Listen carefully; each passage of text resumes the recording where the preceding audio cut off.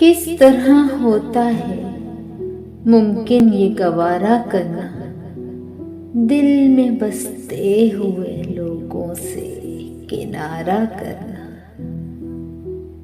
कुछ मोहब्बत के भी कानून हुआ करते हैं, किसको मंजूर है चाहत में खसारा करना। जिंदगी होती है मीरास मोहब्बत दिल की, यूं नहीं होता है नफरत में गुजारा करना। उसकी बख्शिश का भी इम्कान तो होता होगा, जिस किसी शख्स की आदत है कफारा करना।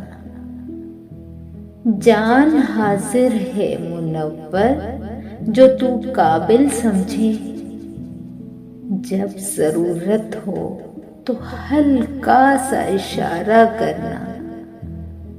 किस तरह होता है मुमकिन ये गवारा करना, दिल में बसते हुए लोगों से किनारा करना।